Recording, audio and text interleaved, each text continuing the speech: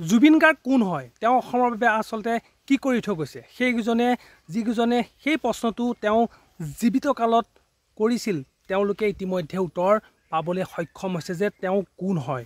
জুবিন গাৰ্গ আচলতে অসমৰ কোন হয়। অকল অসম হিলুৱাই নহয়, গোটেই পৃথিৱীৰ মানুহে জুবিনক চিনি পাইছে। তেওঁ এনেকুৱা ধৰণে আচলতে নাম কৰি থৈ গৈছে। আমি এটা সম্পদ হেৰুৱাই দিলোঁ, কিন্তু সেই সম্পদটো হত্যা কৰা মানুহ মাত্ৰ 3জন। সেই 3জনলৈ আমাৰ প্ৰশ্ন। শ্যামকানু মহন্ত, সিদ্ধাৰ্থ আৰু প্ৰাগ নিউজৰ সঞ্জীৱ নাৰায়ণ, যিজনে নৰ্থ ইষ্ট ফেষ্টিভেললৈ জুবিন গাৰ্গক মাতি নি আছিল। শ্যামকানু মহন্ত এটা দালাল, তাৰ কোনো দায়িত্ব নাছিল নেকি? তাৰ অকল জুবিন গাৰ্গৰ নাম লৈ পইচা ঘটাটোৱেই দায়িত্ব আছিল নেকি? কিয় অসমৰ এটা সম্পদক তেওঁ আচলতে হত্যা কৰিলে? ঠিক আছে, তেওঁ হত্যা কৰা নাই। যদি তেওঁ হত্যাই কৰা নাই, তেতিয়াহ'লে অসমলৈ আহিবলৈ তেওঁ ইমান কিয় ভয় কৰিছে? তেওঁলৈ ফোন কৰিলে ফোনটো ছুইচ অফ বুলি কয়। কিয় ইমান ভয় কৰিছে যদিহে জুবিন গাৰ্গক তেওঁ হত্যাই কৰা নাই? তেওঁ যদি নৰ্থ ইষ্ট ফেষ্টিভেললৈ জুবিন গাৰ্গক মাতি নিছিলে, তেতিয়াহ'লে তেওঁ দায়িত্ব আছিলে তেওঁক ছিকিউৰিটি দিয়া, কাৰণ অসমৰ এটা ভাল সম্পদ হয়। সেই সম্পদক তেওঁ ছিকিউৰিটি দিব নোৱাৰিলে। মানে শ্যামকানু মহন্ত সেই দালালটোৱে অকল পইচাক চিনি পায়, আৰু যাৰ কাৰণে অত বছৰে জুবিন গাৰ্গক নাম লৈ তেওঁ আচলতে পইচা ইনকম কৰিলে, কিন্তু অসমৰ এটা ভাল সম্পদক তেওঁ অকণমান হ'লেও ছিকিউৰিটি প্ৰদান কৰিব নোৱাৰিলে।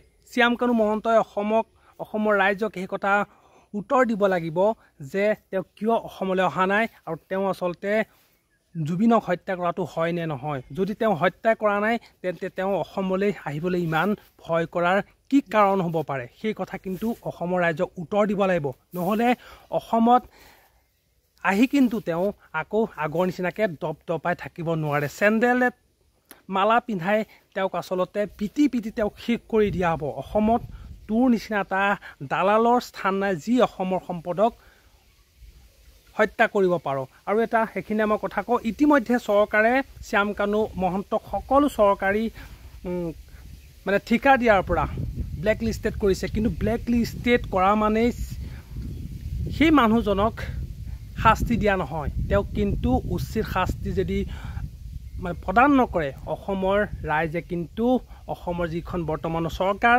তাক কিন্তু কেতিয়াও ৰেহাই নিদিয়ে। তাৰ পিছতে নাম সাঙুৰ খাইছে জুবিন গাৰ্গৰ মেনেজাৰ, যাৰ নাম হৈছে সিদ্ধাৰ্থ। মেনেজাৰ মানে এটা কোম্পানী মেনেজ কৰে।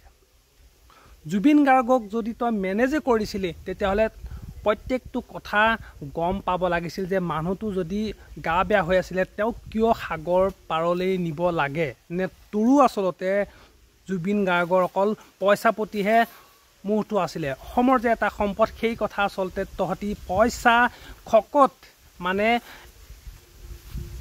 পাহৰি গৈছে। মিষ্টাৰ সিদ্ধাৰ্থ, মই তোক কৈছোঁ শুন, তই যদি জুবিন গাৰ্গক হত্যাই কৰা নাই, তেন্তেহ'লে তই অসমলৈ আহিবলৈ কিয় এতিয়ালৈকে সাহ কৰা নাই? কিয় অসমৰ এটা সম্পদক হত্যা কৰি তই আচলতে ক'ত লুকাই আছ? তই য'তে লুকাই নাথাক, তোক কিন্তু অসমৰ ৰাইজে ধৰি আনিব, আৰু অসমৰ ৰাইজক তই উত্তৰ দিব লাগিব যে তই জুবিন দাক কিয় হত্যা কৰিলি, তাৰ কিন্তু তই উত্তৰ দিব লাগিব। তই কেৱল যে জুবিন গাৰ্গক মানে অসমৰ এটা সম্পদ, তাক লৈ তই কেতিয়াও এখেতৰ লগত থকা নাছিলি। যিমানবোৰ সামাজিক মাধ্যমত পোষ্ট পাই আছোঁ, তাৰ পৰা গম পাইছোঁ যে তই অকল জুবিন গাৰ্গৰ যিখিনি পইচা, তাৰ লোভত পৰি তই নিজৰ সম্পত্তি পাহাৰ গঢ়িলি, কিন্তু অসমৰ সম্পদ এটা যে হেৰাই গ'ল, তাৰ প্ৰতি কিন্তু তোৰ কোনো ভ্ৰক্ষেপ নাই। আৰু তাৰ উত্তৰ তই এদিন অসমবাসী ৰাইজক দিব লাগিব, নহ'বা তোক অসমবাসী ৰাইজে কেতিয়াও মাফ কৰি নিদিয়ে। মনত ৰাখিবি।